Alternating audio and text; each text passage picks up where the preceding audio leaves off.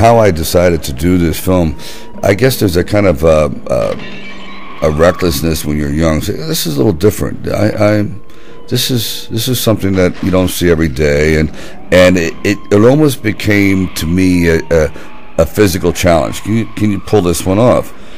Then I said, sure, I'll give it a shot. And the fact that so many people else had passed on it, it became a challenge. When I showed up on location, I knew I'd made the wrong choice. I said, what am I doing here? This is bad. This is going to be a really rough, dangerous. Also, it's a career killer. I mean, I really thought this was going to end the career. Just like these other guys. The reason they passed on it, because it was the first time that I recall a character, an American attacking America.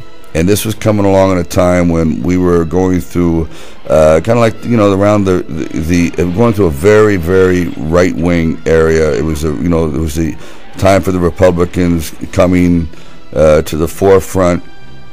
It was all that. I mean, even though there was, the Democrats were in power, the country was shifting, and Rambo was sort of shifting with it. He represented this kind of seething undertone of a lot of forgotten soldiers, and I didn't know that was going to happen. I knew I was in deep and being identified with Rambo forever when,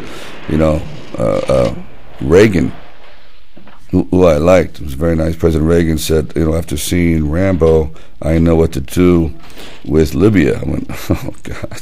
And Rambo's a Republican. I went, wow. No, Rambo doesn't even live in America. But it was too late.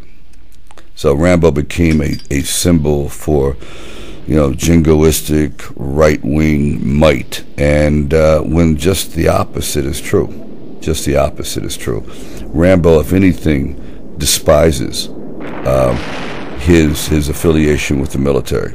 Despises. That's why everything you're looking in front of, you're seeing him destroying authority, destroying the military, and the same thing continues in Rambo, Part 2. He doesn't even live in the country. He's just isolated and taking on this base. Taking on the police station really is as close as he can get to taking on the military. But for some reason they identified him as pro-military. Just the opposite is true.